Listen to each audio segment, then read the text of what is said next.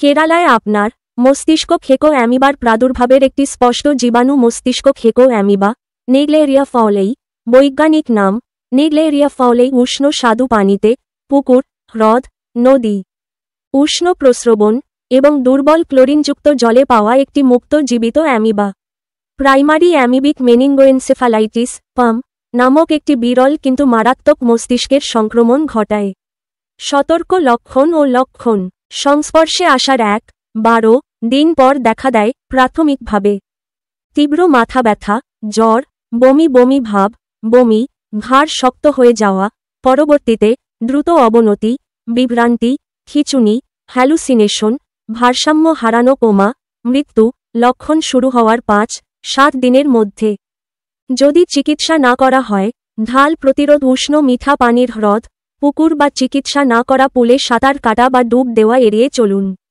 বিশেষ করে গরমের মাসগুলিতে সুইমিং পুল এবং ওয়াটার পার্কে ক্লোরিনযুক্ত এবং ফিল্টার করা জল ব্যবহার করুন। নাক ধোয়ার জন্য কলের জল ব্যবহার করবেন না, যেমন নেটি পাত্র, সিদ্ধ, পাতিত বা জীবাণুমুক্ত জল ব্যবহার করুন। আপনার নাক বন্ধ রাখুন বা চিকিৎসা না করানো জলে আপনার মাথা ডুবানো এড়িয়ে চলুন। জল সংরক্ষণের ট্যাঙ্কের সঠিক ক্লোরিনেশন। বড়ি চিকিৎসা প্রাথমিকভাবে রোগ নির্ণয় অত্যন্ত গুরুত্বপূর্ণ। কম্বিনেশন ড্রাগ থেরাপি ব্যবহার করা হয়। যদিও বেঁচে থাকার সম্ভাবনা বিরল, অ্যামফোটেরিসিন বি, আইভি এবং ইন্ট্রাথেকাল, মিল্টেফোসিন, মৌখিক, অ্যাজিথ্রোমাইসিন, রিফাম্পিসিন, ফ্লুকোনাজল যোগ করা যেতে পারে আইসিইউতে সহায়ক যত্ন। মস্তিষ্কের গোলাভাব, খিঁচুনি নিয়ন্ত্রণ। সাম্প্রতিক কিছু বেঁচে যাওয়া ব্যক্তিকে আক্রমণাত্মক ওষুধের মিশ্রণ প্লাস থেরাপিউটিক হাইপোথার্মিয়া, মস্তিষ্ককে রক্ষা করার জন্য শরীরকে ঠান্ডা করা দিয়ে চিকিৎসা করা হয়েছিল। বেশি ভোল্টেজ মূল বিষয়।